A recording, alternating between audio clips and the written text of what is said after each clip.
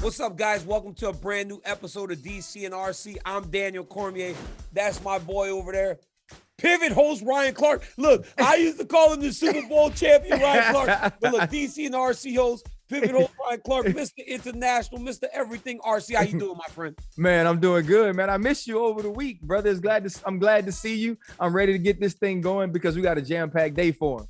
Absolutely, bro. Coming up on this show, we're going to talk to the champ, Alexander Volkanovski. We look at the monster that is UFC 273. But before we do any of that, there is a fight on that big card that is really on the tip of everybody's tongue. And that's Khamzat Chimaev taking on the number 2 ranked welterweight in the world, Gilbert Burns. Now, Ryan, when you look at the matchup, it seems like the matchup favors Khamzat Chimaev. But inside the details, you got a guy that has fought for the belt, has been in the UFC for a long time, a grappling wizard in Gilbert Burns that seems to present a lot of problems to the young phenom Chimaev. When you look at it on paper, do you buy into the odds? Do you buy into that Gilbert Burns is that much of an underdog? I do, DC. Really? I'm like Daniel Cormier for Khabib Nurmagomedov, baby. Hey, listen. Hey, Khamzat Chimaev, man. I just think what we were able to see him do, and he was fighting during COVID, so you were so locked in, and he was taking fights on short notice. He was fighting in different weight classes. He was getting 17-second knockouts. He was getting early submission. He's picking up dudes, walking them over to Dana White, and talking to the people on the side of the octagon. I think when you have a dude who dominates like that, and he finally gets his turn against a true world-class elite level contender, you have to be excited about it. But all I can remember is the dominance that we've seen. I think this matchup stylistically is good for him. Gilbert Burns is obviously the best fighter he's ever faced. I'm not looking for the first round kill, but I do believe he dominates again. And we start talking about when is Khamzat Chimaev getting that title shot against Kamaru Usman. You know what, RC? I don't know if I buy that it's that much of a favorite, but I do favor him in the matchup because of his style and his size, right? Yeah. You could never mistake these two for being the same size, even though they fight in the same weight. Because Gilbert Burns used to fight 155. Khamzat Chimaev would never step on a scale at 155 pounds. He barely makes 170. Honestly, RC, I talked to him last night. I spoke to him for my YouTube last night, and he believes he's going to wipe Gilbert Burns out. He does not think it is even a competition. And some of the things he said about Kamaru Usman, dude is out of his mind. His confidence is next level, bro. But he also has an ability to implement all those things that he says so effectively that people have not been able to compete. There's confidence, RC. But confidence rooted in technique, rooted in skill, rooted in ability makes you a dangerous, dangerous opponent for anyone inside the octagon. And I believe that is what Khamzat Chimaev is becoming. This dude has had 4 UFC fights, and he's been hit 4 times. I can't tell you, watching him take Li Jingliang, the number 10 welterweight in the world, picking him up, walking him over to Dana, literally holding him, throwing him down, and then submitting him. It was you know those moments where your jaw drops? You're like, that is how I felt, me and Paul Felder, watching him do that to a guy that had that type of success in the UFC, Ryan. He's special, but I'm telling you, Gilbert Burns is no joke. And if he ain't careful, he can get himself knocked out or submitted by Durinho. Well, DC, you're kind of talking about the size. What does Gilbert Burns have to do to bridge that gap in the size, which could also be strength, right? Could also be an advantage in the grappling, in the ground game, in octagon control. What can Gilbert Burns do stylistically, since you talked about some of the things that he has as positive attributes to negate some of the size difference? He's got to press, RC. Gilbert Burns has to press. From minute 1, he has got to be pressing. He cannot allow Chimaev he can't allow him to intimidate him. The one thing that we have seen about Chimaev in a lot of these Russian fighters is they intimidate you a little bit. They're big. They don't speak much English. They look mean. They can wrestle and they can control you on the ground in ways that not many people can. So Gilbert Burns has to take the center. He's got to press, and he's got to be the one trying to start the wrestling exchanges, because if he gets put on his back, it does not matter how great of a grappler you are. in fighting with the punches, in the elbows, the top control of a wrestler, the top pressure of a wrestler usually will kill the jiu-jitsu. So Gilbert Burns has got to be the one to dictate how the fight plays out, because if he's on his back foot, if he's on his heels, if he's laying on his back for an extended period of time, he is going to struggle. The problem with the matchup is, though, as we saw with him versus Wonderboy, he was able to take him down and control him. Can he take down Khamzat Chimaev and be the first person to make him wrestle from his back, or make him wrestle from a position where he's uncomfortable? He's been fine the whole time he's been in the UFC. Yeah, I think that's the huge thing, is when is somebody going to put pressure on Khamzat Chimaev, because he's the one always applying pressure. He always seems to be in a position of dominance in every single fight until the fight is over. The thing is, that position of dominance hasn't really lasted that long because he puts guys out so quickly. And so we don't necessarily ever expect this thing to go 15 minutes, 25 minutes. But we do have a guy coming up here, and we're going to go one round with Alexander Volkanovski, who's the champ, who doesn't mind 25 minutes of a fight, 25 minutes of a war, as long as his hand is raised. Let's give him a call. All right, guys, it's that time of the week. We go one round with somebody. I would never want to go one round with this guy. We're with the champion, Alexander Volkanovski. He joins us now from Jacksonville. Champ, how you doing? I'm doing real good, mate. How are you?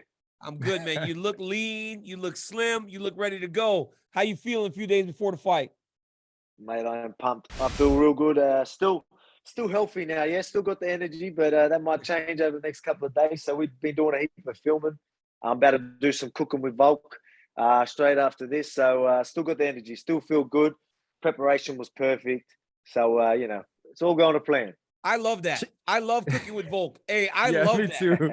I love it because it shows that opposite side of Alexander Volkanovski, right? It shows that you could at some point be a 240-pound man. You know, right, people don't exactly. understand how you went from 240 down to 145, but when you're watching you cook, you really have a passion for it, right? I do, mate. Well, that's it. I was 214 pounds, so I love food. So that's it. So I've always been cooking food, my whole life, and I've always loved it. So, well, obviously, you could see I used to love the food. That's why I love cooking it. Yeah, I mean, so here's the thing, though, champ. We know you love food and you have a passion for that, but we absolutely know that you love to fight. And the Korean Zombie presents a lot of stylistic matchups that could be interesting for you in this fight this weekend. What is going to be your approach once you step into the octagon on Saturday? Yeah, man, this is obviously a fun fight. You know, this is going to be a crowd pleaser for sure, just with Zombie style, right? So he's known the Zombie for, you know, he's called Zombie for a reason. You know, he's the type of guy that he'll eat one and give one. You know, he's gonna try and like stand there and be ready. He's gonna counter you coming in. You know what I mean? And but the only thing is, you know, obviously with my movement and how I go about it, you know what I mean? I think I'm just going to be too much, you know. But in saying that, it's going to be fun. I'm going to give him that respect. I know he's going to be dangerous, but I think, you know, I've got him figured out. You know what I mean? And I'm just going to have to show that, you know, show that I'm levels above. You know, what's perfect about this fight is, again, his style, the way he fights. He's always going to be a dangerous opponent, no matter who he's in front of. You know, he's always going to be dangerous. But the beauty of it, I feel like my style of fighting covers a lot of areas in this fight. The way I fight, if that makes sense. So the freedom I'm going to have in this fight, you know, there's not going to be a real strategy heavy type of game plan. You know, if in a sense, if you get there, you know, when it's not like I'm going to be playing some sort of character to nullify this guy. I can really just do what I do. Be yourself. And I'm going to be myself. The freedom I'm going to have in there, which is going to be obviously very exciting and fun to watch. But I mean, very good for me. Yeah, but having the freedom to do that, I'm going to be so clear in there. And, you know, I'm going to find a lot of openings. I truly do believe that. And that's why, you know, I think I'm just going to be way too much, man. I really do see the finish. I've been saying it all week that, you know, every time you fight, you're going to say that, right? You're going to say that to hype the fight up. You know, that's what people want to hear. That's why I'm going to say I'm going to get the finish. But, you know, that's not the case here. You know, I don't care if it goes 5 rounds and it's just whatever. I know it's going to be a good fight. It doesn't matter. But for me, I'll be disappointed if I don't go out there and finish him from where I'm at. And this is no disrespect to Zombie, but stylistically, where I'm at, I've never looked so good in the gym. I'm at my absolute peak. I'm obviously going to be calculated. I'm not going to be silly. If the opportunities ain't there, I won't be silly. I won't take them. But I can guarantee you, I feel like the opportunity is going to be there. Opening is going to be there, and I'm going to capitalize. You said that you don't mind if it goes 25 minutes. Obviously, you don't, because you never seem to fatigue, right? Ryan and I have constantly been praising you and saying, put some respect on Volkanovski's name, right? You've beaten a who's who of people in this division. But when it came to opponent choice this time, right? Max Holloway's always lurking, but it ultimately ended up being the Zombie. What went into that? What went into that choice? Because as a former champion, I understand that you have input. Obviously, we don't make the decisions, but there is input whenever the fights are presented. What made the Zombie the guy that you wanted to be in there with when you get to Jacksonville? Yeah, man, it's I'm a pretty easy champ to understand. Obviously, with the Max fight was scheduled, and then he got injured, which is unfortunate. So we had to find a replacement.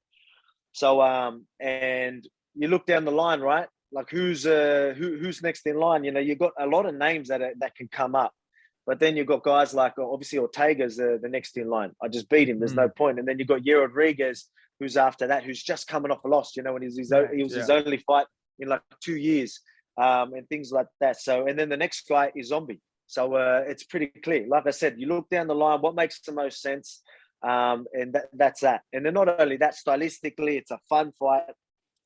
He's obviously a big name. Everyone loves watching him fight. So it ticked a lot of boxes. And the type of guy I am, I'm going to go whoever's next in line. And I feel like that made the most sense. And that's it. I think it was a pretty easy choice. A lot of people are pumped up for this and hyped up. So I think it definitely was the right choice. And I can't wait to go out there and entertain and put on a show. Well, champ, you talking about entertaining and putting on a show. You and Brian Ortega might have had the round of the year. So you got the Korean Zombie. You say he's a guy that's going to take a punch to give a punch. How do you set out to maybe even top that round that you had with Brian Ortega, knowing you have an exciting guy like Korean Zombie? But even in that, if you get too loose, he's also a dude that can put your lights out. Oh, 100%. So when I say I want to go out there and entertain, I just know how this fight's going to turn out. So, I just believe stylistically, it's a no-brainer. This is how that fight's going to be. Am I going out there to try and top the last fight? No, I'm not going to go out there and risk things and be silly. And, you know what I mean? I'm going to be calculated the whole time. But the beauty of it is, stylistically, and the way this fight will turn out, how I believe, it is going to be and it does have potential to top the last one. Am I going out there to try and top it just to please everyone? No, I'm not going to be silly. I'm not going to risk everything just for that. But this fight definitely has a potential to do that purely because of the stylistic of this fight and his style and my style and what I plan to bring to the table. Champ, I got to go off topic here a little bit. As you talk about the last fight, I got to know. I really just got to know. Like, how tight was it? Like, how tight was it? Right? Like, I got to know how tight it was because it looked tight. Mate, it was deep. It was doesn't get any deeper than that. We obviously, I don't know if you've seen the countdown, but they end up showing like, they did like, it was like a movie scene. They're talking about the fight, how deep it was. It had me swimming deep down underwater and all that. Like, mate, it was actually a good scene, but that's sort of how it was. It was. I remember being in that, and the lights were dimming. The lights started to dim. Did the lights start to dim? Did they start to dim? Did the lights start to dim? It was starting to dim, and I'm like. Straight away, I didn't really realize where I was. I was like, oh shit, he's got me. And then I'm like doing what I could. And then the lights started to dim. I'm like, oh man, this can't be it. There's no way he's taking that from my family. You know what I mean? Like literally, I was thinking of the family. I'm like, this can't be it. This can't be it. So I'm like pushing on the hips, doing everything I can, pushing on the hand, and being real stubborn. I made just enough space. And I knew that, once I made that little bit of space and, the lights obviously weren't dimming anymore, I guarantee you his arms are going to gas out before I go out. So that's exactly what happened. I go, once I get up, I'm going to make you pay. And that's exactly what I did. That's exactly what you did. It's in that moment, RC, that you're starting to go out, and then there's just a little bit of space where the fog starts to lift, and you're like, oh my goodness, I'm going to survive this. And it felt like that's what happened. But then we go to Saturday, right? We go to Jacksonville. You have this fight with the Zombie. you go out there and you dominate him in the way that, I mean, you say you will, the odds say you will. So many people in the know feel like Alexander Volkanovski is that next level. You've won so many fights in a row. Next would probably be Max Holloway. Is there a part of you, though, that kind of gets a little bit tired of Brandon Moreno and them are dealing with the two, where there are two guys that kind of stand atop the division so far that they ultimately just keep fighting and fighting and fighting, especially after you've won the first two fights?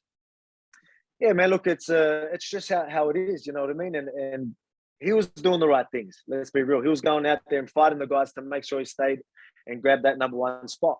And there's other guys in our division that aren't doing that. So that's why he was going to get that trilogy. Obviously, he got injured, which was unfortunate. But I mean, again, you look after this fight. If there's no one else, you're going to go with whatever's the biggest fight and whoever deserves it.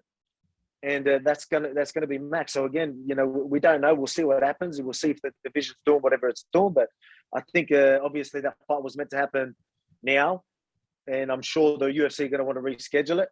I'm sure we're both going to get paid good money for it, and we're gonna talk about that. But again, that's what I want to make these decisions for the right reasons. You know what I mean? I'll be honest. I wanted that trilogy just to shut up the haters and do all this. You know what I mean? I'll be honest. That's what it was all about. Right now, if I want that trilogy, it's because the money's good. It's because the pay-per-views are going to be good. It's because everyone wants to see it. It's because he's the next in line. You know, I want to make that decision for the right reasons. And right now, it still looks that way because he's done his part to stay on the top there. Obviously, a lot of people are still screaming his name. So if that fight happens, it's because he deserves it, and that's it. Not because I want to shut up the haters and all this type of stuff and all that, which was making me, which was running a lot of me for a while. But that's changed. I'm all about me, and I'm going to make the decisions for the right reasons. Right now, that does seem to be what will be next. But I have got Zombie to worry about. I'm going to give him that respect. He's got my full focus. I expect to go out there and do my thing and get my hand raised, and we'll see what's next. And I want 3 fights this year, so I'm looking forward to staying active and doing my thing.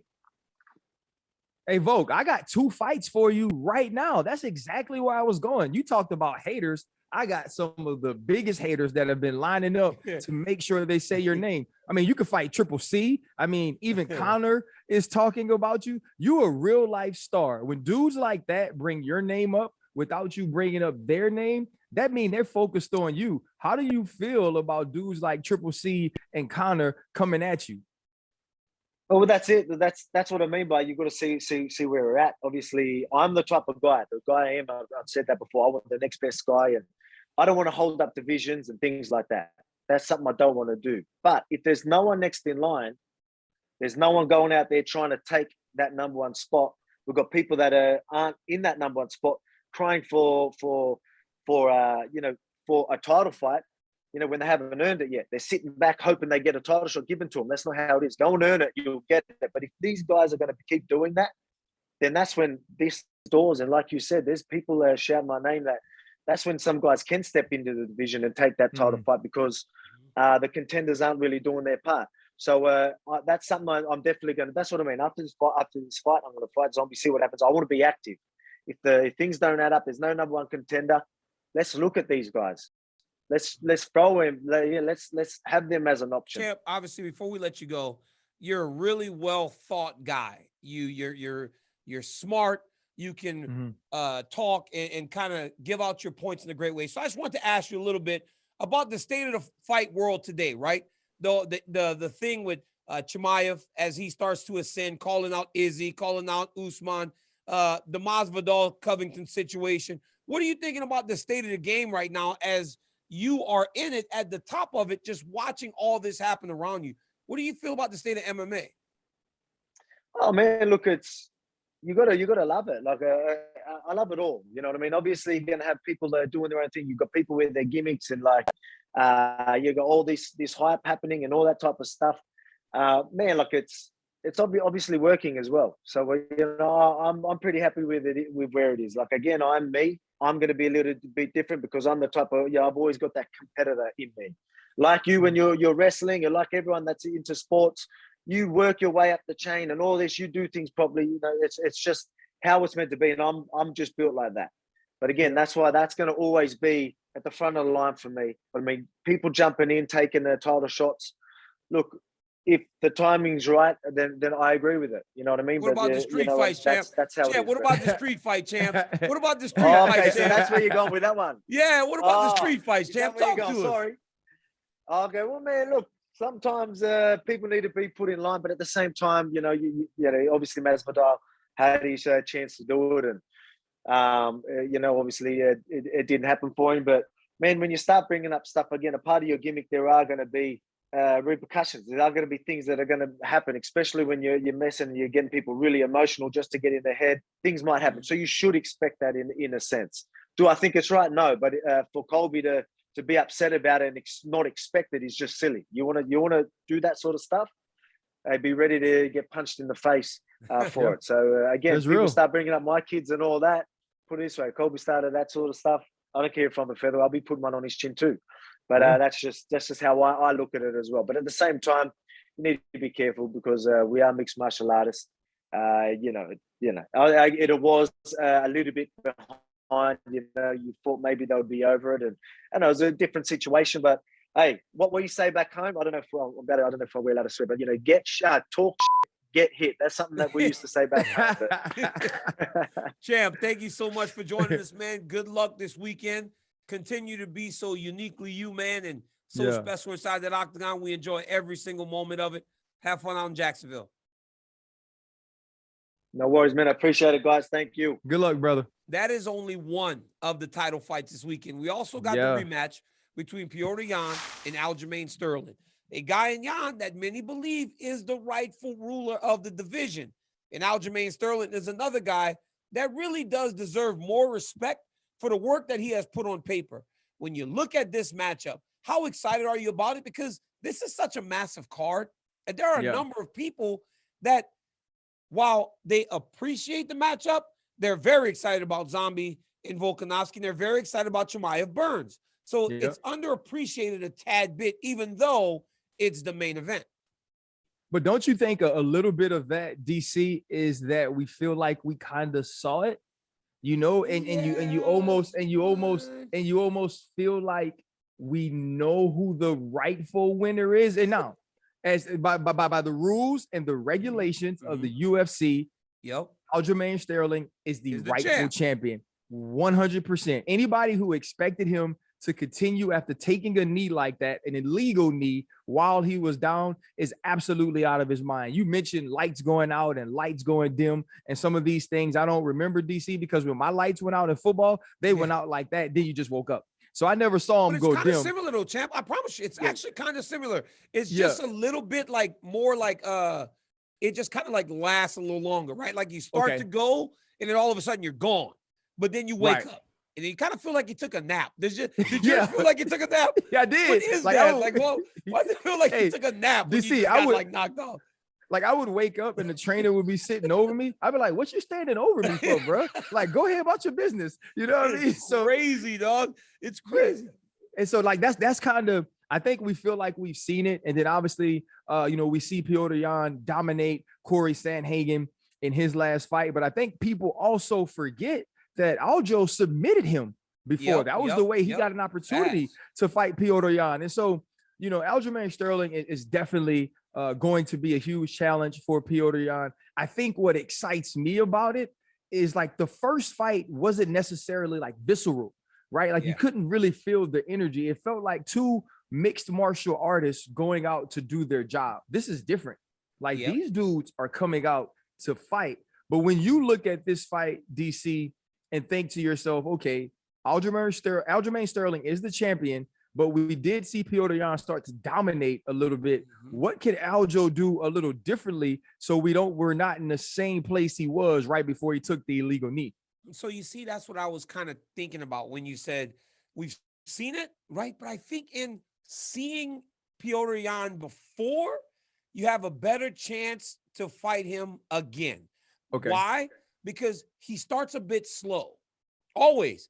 Because the dude's like a computer, man. He's processing everything. Even Corey Sandhagen ran out ahead of him, but then as the fight went on, he got dominated.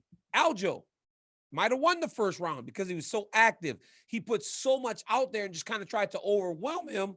But then as the fight went on, Petr started to kind of, but now he understands. You know, I was talking to Aljamain about this the other day, and I told him, we as challengers to the title, you get in these matches with these guys, and it happened to me when I fought Jones the first time. All you've done is win, and all you've done is use your cardio to really overwhelm these guys. Aljo did the same thing. Take people down, dominate them with his skill and his pressure, not knowing that if those guys survive that pressure, they can go just as long as you, if not harder. I think now Aljo understands, instead of throwing 10 takedown attempts at Petr Yan in round number 1, maybe you shoot 5, maybe you shoot 3, maybe you keep a little bit more in the gas tank, knowing that in round 3, 4, 5, dude has now calculated, he's computed all of his information, and now he's ready to start applying it to the fight, because that's what Petr Yan does. And that's why you got to approach him differently. So I think we need to look for a more patient Aljamain Sterling this weekend, a little more within himself, because even in the first fight, he didn't really look like himself. He was rushing. He was rushing a lot because he figured he'd be able to overwhelm him. That's not going to happen. You got to really play the game with Petr Yan, because I truly believe there's no one in MMA that boxes better. There's no one that processes information inside the octagon better and can truly stay like, dude, everything's moving 100 miles a minute, like in football, right? But this dude seems to have it all like just slow down. It's on pause, and he's like pressing that little forward button to move and make the action happen. He does not miss anything. He's one of the smartest guys inside the octagon, and him and Volkanovski on the same card, 2 of the smartest IQ fighters we have in the entire UFC fighting on Saturday night. I was going to bring that up to you too, DC, and that kind of asked that question. We see so many times, and we've started to, on our show, make sure that Alexander Volkanovski gets his flowers, right? You talk about the winning streak. You talk about this guy's overall record, the type of work he had to put in to become the champ at 145. And you see all of these things, and he's almost underappreciated or undervalued or disrespected in a way. I kind of feel the same way about Petr Yan, because you don't get all the extra stuff. These are dudes who are going to stay in the pocket, who are going to continue to be them, and eventually they overwhelm you, even if they don't start off necessarily as fast, or you don't find them as exciting as some other fighters. When you go back and watch their fights, they're really dominant. And so when you think about these 2 dudes on the same card, it's extremely exciting. But do you compare them a little bit to the fact that, and say that, you know what, maybe they're both disrespected in how good they are? And when you look at the pound for pound list, when it comes to the UFC, where do you rank Petr Yan and, you know, actually Alexander Volkanovski? I think they're both right at the top. They're 2 of the most skilled fighters in the world. Now, the reason it seems as though they don't get the recognition, RC, is because they take their time. Like Petr Yan will beat you with low kicks. He'll be going to the body. Dude, when he fought your boy Jose Aldo for the title the first time, it felt like the fight was close, but it never really wasn't. Because by round 4, Jose could barely stand, because he had taken so many little short shots in close, and he had taken so many damaging strikes that are, to the blind eye, don't seem to land, that he could barely stand up. And mercifully, the referee stopped it in round number 5. But that is what he does to people. Even Corey Sandhagen last time. Sandhagen started off and fought his absolute best fight. Absolutely. But when we go back and watch that, RC, we won't feel necessarily it was a close fight, because by the end of it, Sandhagen's body language, Sandhagen's cardio was starting to fail him, and Petr was doing the same thing. He's stoic. He follows the game plan to a T. He has tremendous boxing, tremendous wrestling, and everything else. And I believe the same goes for Alexander Volkanovski. Even in those matches with Max Holloway, where it seemed like it's give and take, it can go either way, he never seemed like he wasn't sure he had done enough, because he understands in those interactions, in those in-close battles, he's doing enough to win in the judges' scorecards. They're special. They're very, very special, but they aren't Conor McGregor. They're not going to hit you with one punch that knocks you out. They're not Israel Adesanya that's going to do what he did to Paulo Costa. Had him face down on his, had Paulo Costa doing the Humpty dance. They're not Francis, right? But you got to appreciate the work that they do in order to get to where they're going every single time. Yeah, I think those dudes are amazing, and sometimes to the blind eye or to the fan eye, they're actually so dominant, but it's in such a methodical fashion. Yep. I think you kind of mentioned early being a cyborg, right? When you watch Petr Yan fight, it's like he's a cyborg, and somebody programmed him before the fight, destroy. And there's nothing that could stop him from getting to that point of destroying his opponent. And so now, while we're doing this, what we need to get to now, DC, is our top fights of UFC 273, because this card, though there is, 2 championship belts on the line, there are going to be a lot of people who are more excited about watching Khamzat Chimaev fight Gilbert Burns than they are watching Petr Yan fight Aljamain Sterling. So if you had to rank these dudes or rank these fights, where would you put them? All right, so I'm pulling it up right now. Like, here's the problem, RC. We about to go and do exactly what we just talked about, right?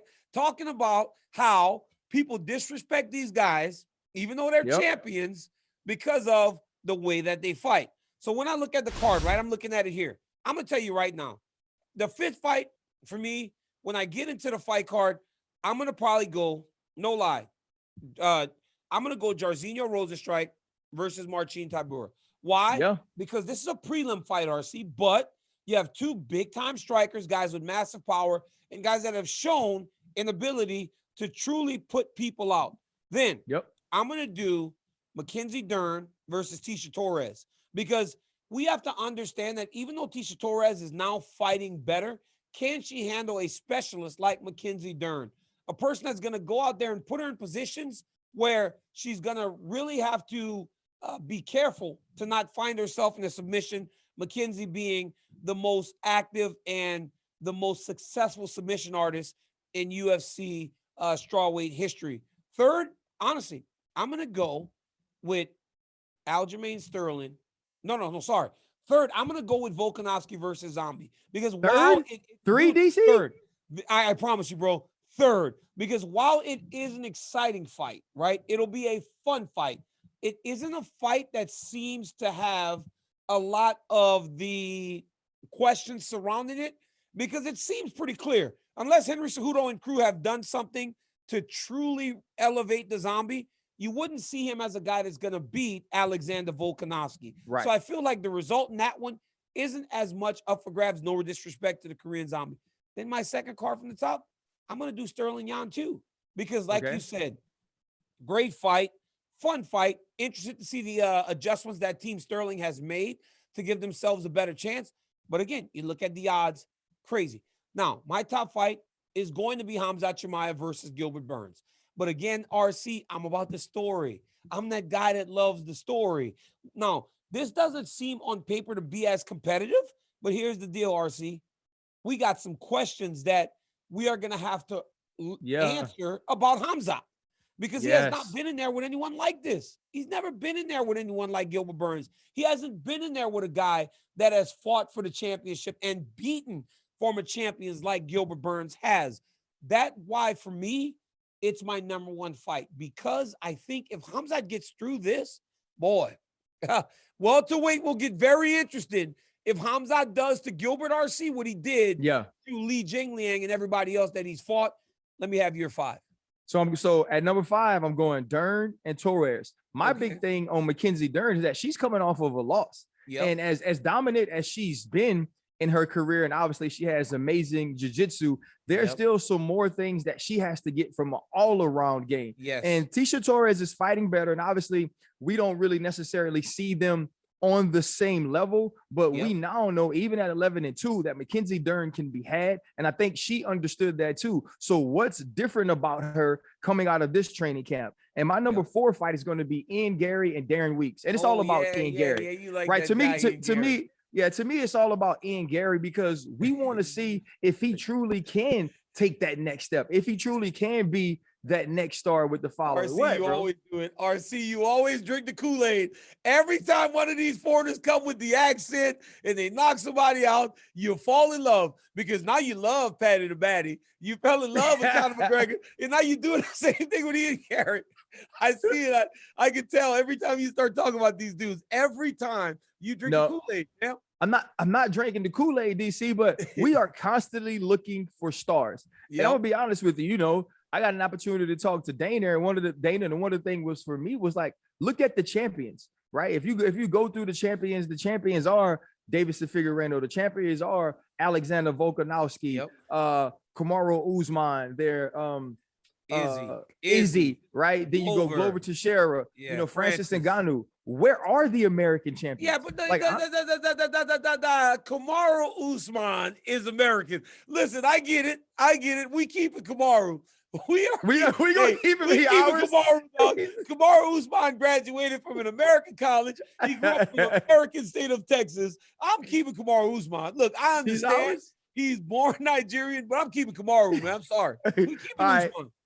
All right, so at number 3, unlike you, because we know anything that's anything Islam Makhachev or Khamzat Chimaev is number 1 to you. That fight to me with Gilbert Burns is 3 because we're saying we have a lot of answers to get, but do we, DC? Like, do we really have a lot of answers to get? Like, you know what the dude's gonna come out and do? He's gonna smash, like he always says. He's gonna come out. Wait, you're doing it again.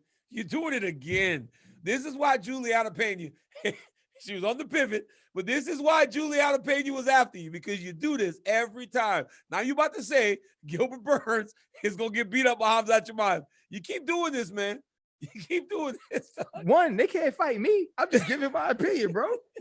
At number two, I'm going to go with Alexander Volkanovski and the Korean Zombie. For what Alexander said, though, for what Volk said, the excitement that this fight could bring. And at number 1, Petr Yan and Aljamain Sterling, because it's a grudge match, right? Yeah. Because it's something to settle. Like the way that these dudes look at each other, there's respect, but there ain't respect, right? Mm-hmm. It's now reached the point that, like, if I see you in the street, not the Kobe Masvidal type, but it's on site. Like we got like Ike Taylor, who went to ULL. He went to Aberson for high school, played with me, the Pittsburgh Steelers. He had this saying that I love. And he talked about, like, when a guy would do something dirty to him on the field, he's like, nah, I'm going to fight him in the offseason. I'd be like, Ike, you can't fight that dude. And he'd be like, RC, eye contact gets you instant beef. And that's the way I feel like it is between Petr Yan and Aljamain Sterling. And that's why I love it. You know, Ryan, what's crazy is Aljamain finally seems angry. Right. Yes. It seemed like there were missteps when he first won the belt. Right. Like, and we all judged him. Right. He had the party with his family. He ultimately came and answered why all that was such. And honestly, I became a little more soft to what he was saying, because why wouldn't he take a picture with his family after what he went through? He didn't do anything wrong to not be considered the champion. So he feels like he finally gets an opportunity to right the wrong of what happened in fight number 1 between him and Petr Yan. But guys, there's always people out in the world of mixed martial arts, Ryan, looking to jumpstart, looking to fix something. A couple guys that are looking to fix things are John Jones and Conor McGregor, right? So Jones tweeted that he will be in prime physical condition by July and ready to go. As we know, the champion Francis Ngannou is injured, just had surgery. So an interim title looks likely if John Jones is ready. Second, Conor McGregor is now posting training footage. Him and Henry Cejudo are constantly fighting about his technique, about his skills. Henry, don't talk to this dude about boxing. He's a better boxer than Henry Cejudo, even though Henry Cejudo is a fantastic boxer. But the question is, as a person that loves the fight game, a person that experienced International Fight Week last week in July from Vegas, should it be John Jones or Conor McGregor that is at the top of the marquee when we get to July? Yeah. Hell yeah. Yes, DC. DC, Who? you mean to tell Perry get to pick one? John Jones. What do you mean? That's when you think he should debut. That's when you think he should make his heavyweight debut. I absolutely. Could you imagine, DC? Could you imagine John Jones with everything that's going on in the span of time since he's fought, with the heavyweight division, even with Francis up at the top, feeling like, you know what, we still don't know. Francis has the knee surgery. Cyril Gane got dominated on the ground by Francis Ngannou, who never dominates anybody on the ground. We've seen Derek Lewis get knocked out in his hometown. Tom Aspinall is showing out across the pond. Do you not want to see John Jones make his debut that week? Against who, Ryan? Against who? Stipe Miocic. What are you saying? You, that's the fight. That's the fight. That's the only DC. fight. For me, that's the only fight. If they're going to make an interim title, give it to Miocic. Listen, who actually texted me? Ryan, I'm in Ohio for the fight. I'm in the octagon about to interview Curtis Blades, and I look back and Miocic is there, and I kind of give him the thumbs up. He texts me, goes, God, I hate you. I'm just kidding, right? Because Stipe and I never truly had real bad blood. Right. It was just about us fighting. But John Jones, Stipe Miocic, International Fight Weekend in July. That's the one. I'm tuning in. We ain't at tap in yet, but I'm tapping into that fight if those two fight in July, because I think stylistically it's a fun fight, interesting fight, and I believe you can attach a championship to it. Something you can't do if Conor McGregor comes back because of the last few fights he had with Dustin Poirier, right? But DC though, when Conor does come back, if it's not for a championship belt, what is his matchup, or who is his matchup? There's only one option. There's only one option if Conor comes back and he wants to fight in July. It has to be Nate Diaz for the third fight. I think that nothing else really makes sense in regards to what Conor will do, just because the first two fights were so good. They were so fun. They were so evenly matched, right? That I believe that at some point we got to get some finality to that rivalry. And once we're done with that, then Conor can move forward with his career, and so can Big Nate. But outside of that, I don't know, because like I said, you can't give Conor a title fight, which interestingly, Ryan, has become something that's being thrown around more and more. The Conor McGregor rules are so different to everybody else. The Conor McGregor rules are kind of like the Jordan rules that the Detroit Pistons had, though, bro. You remember ARC? You remember that Mike was like, "Hey, man, that was a foul." The ref was like, "You think that was a foul, Mike?" Mike's like, "Yes." I thought it was. I was like, "What is this?" Hey, and so like that's the thing that I find that's large here with Conor McGregor, is that even if we don't necessarily feel like he deserves it, even if fighters in the UFC feel like they're being passed over, they just got to realize that game recognizes game, bro. And that when Conor McGregor shows up to the arena, so do the people, and so the people show up to the pay-per-view. And I think he has etched such a lasting impression in our minds, much like Mike Tyson did, or a young Mike Tyson did, that you will always tune in just to see if you can find a piece of that again, right? Just to be like, oh, he's close to what it is. And listen, when Conor McGregor isn't fighting somebody that's making him tap out, he's a freaking dog on his feet. So I'm excited to see that. But speaking of tapping out, DC, yep. It's time. It's time for tap in, tap out. You know what I'm saying? Is Corporate Jake here? Oh, I'm here. Oh, there you go. All right, guys. Jake sound like you're in a closet somewhere. Oh, I'm here. Oh, I'm here. All right, guys. While we were off last week, a fight between Sean Strickland and Alex Pereira has been rumored for July, said International Fight Week. This would be a massive step up in competition for Pereira after only a few UFC bouts. So, DC, I can already see it. Tap in or tap out on Strickland versus Pereira. I'm in, bro. Because guess what? I don't like to admit it, but I was wrong. I thought that at some point the UFC would give him a wrestler to ensure that this guy was ready to make his way to the top of the division. Don't seem that way no more. They're going to stick him in there with another striker who is in the top 5. And honestly, when you look at the matchup, Pereira versus Strickland, a guy that isn't known for wrestling, it seems as though Pereira's on the fast track to Israel Adesanya. Yeah. As he starts talking about lapping the division, he just beat Robert Whittaker for a second time. I'm in. Because if Pereira can go out there and fight Strickland, and Strickland is brave enough, which Sean Strickland seems to be plenty brave, if he's brave enough to stand with Pereira, I mean, he wins, it looks great because now he just beat the guy that beat Izzy. But if Pereira can knock him out or starch him, could you imagine the hype between him and Izzy in a third fight, this time in MMA? I'm all the way in. So I'm tapping in for sure. If you look at Alex Pereira's last fight, Silva gave him all that he wanted. Right, that he had to dig down deep and find things in that third round that allowed him to win that fight. And we know that Sean Strickland is a guy that's going to continue to come forward the entire night. But I agree with you, DC. This almost seems like the alley-oop. This almost seems like the setup to be able to say after Cannonier, Israel Adesanya, you're like, oh, well, you fought Robert Whittaker already and you fought this guy already. I guess you got to fight Alex Pereira. It seems like they're trying to get it to be there right there on the cusp that it has to happen, because I think what it is if he loses to a wrestler, DC, like you said, you wanted to see him go through. If he loses to that wrestler, immediately the intrigue is gone. Yep, the intrigue's gone. You know what? Also, RC, when you look at the division, hey, Robert Whittaker is also fighting Marvin Vettori, so that eliminates Vettori from getting if he loses, that eliminates Vettori from getting a second match. Now wouldn't that be Vittori's third match? That'd be Vittori's third match, wouldn't it? Vettori. Yeah. So now it's like you got two guys that Izzy has beaten twice fighting. So it eliminates one completely from contention while the other starts going back in the right direction, but doesn't necessarily earn another title fight. So what do you have?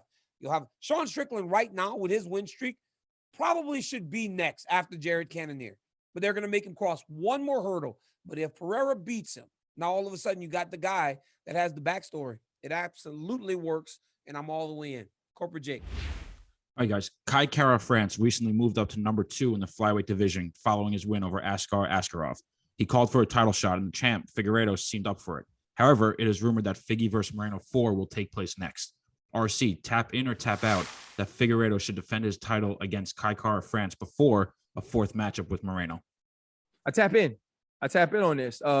And I tap in on this because we've already seen 3 with Brandon Moreno. I don't necessarily know if there's any doubt that we believe that they're the 2 best at their weight class. But if you put Kai Kara France in that, either he beats Deiveson Figueiredo and there's a rematch with those guys, or if Deiveson Figueiredo wins, now we know beyond a shadow of a doubt, he has to fight Brandon Moreno again. Or maybe this gives Brandon Moreno an opportunity to fight someone else and show his dominance as well, which builds more excitement for us to see both of those men fight again. We both know whenever they fight, it's an absolute barn burner, and we love to see it. But I still feel like at some point, not only do those 2 men need a break from one another, but I believe the UFC does as well. Much like we got to watch Max Holloway, as Volk mentioned earlier, continue to stay at the top of the list because of the people he went out and going out and fighting Calvin Kattar, going out and fighting Yair Rodriguez and dominating, said, you know what? Max is up next. Max has earned his right to be here. I believe a break for these guys shows us again that these 2 dudes deserve to fight again for the belt. You know, the change in interactions is really good to not see them go again, but you also run the risk of Brandon Moreno not doing what he has done on this latest run, because we have seen him lose before, right? We've seen Brandon Moreno lose to Pantoja. So there are guys in the division that seem to be able to compete with them. So there's some dangers in mixing him up there with other guys, especially when you know that him and Deiveson Figueiredo is guaranteed to deliver. So I'm actually going to say let him fight again, because I love Kai Kara France. I love what he has done, and I love him in the position as the number 1 contender. But I just think that the risk of putting Moreno out there with someone else is too great of losing that 4th fight. So I'm kind of tapping in, even though I do get a little bit tired of seeing the same 2 guys fighting. But I wouldn't mind watching that one again, because there was some questions as to how that one ended out in Los Angeles. All right, guys, one more. Over the weekend, WrestleMania 38 took place at Jerry World down in Dallas. Conor McGregor, however, took to Twitter asking, why wasn't I at WrestleMania? Answering, they all fear me. That's why. DC, tap in or tap out. McGregor should be a part of WrestleMania 39 at SoFi Stadium in Los Angeles next year. Tap in or tap out. Conor should be involved. Look, the WWE has long done a really good job of incorporating big-time stars into their product, especially on the grandest night of all, the grandest stage of all, WrestleMania. So yes, with that being said, yes, if Conor McGregor has a desire to be involved in the WWE, do it. He's a massive star. Look, when Conor McGregor went to the Cowboys game and Jerry Jones is on the field with him, walking around, showing him the stadium, he's a big deal. Not everybody gets that. So yes, if the WWE wants to elevate the program again, the WWE wants to raise the stakes, take Conor McGregor, put him in the show somehow. And it also is or would be good for Conor to do something that doesn't really put him at risk of winning and losing again. You just go out and do what you do in the WWE. So yes, I'm all in. Yeah, I tap in on this. The WWE is a place for stars, and it's a place that has built stars. But what they've done recently is find people who are stars in other arenas and integrate them into the WWE. And I'm gonna be honest with y'all. I was down there this week, man, this weekend for WrestleMania. I didn't actually go. I was in the city doing some work, and it's crazy, right? Bro. It's nuts. I mean, it's just nuts, bro. like there are like adult grown men walking around with like fake championship belts, bro. Like it was like nothing I had ever seen. And I'm gonna be honest with y'all, bro. Like I met Ric Flair, and Ric Flair's 73 right now, bro. And I felt like I was a 10-year-old kid watching him on TBS. I'm gonna be honest. And I got Ric Flair's number because Ric Flair's my friend now. I'm going to text Ric Flair more than I text Daniel Cormier.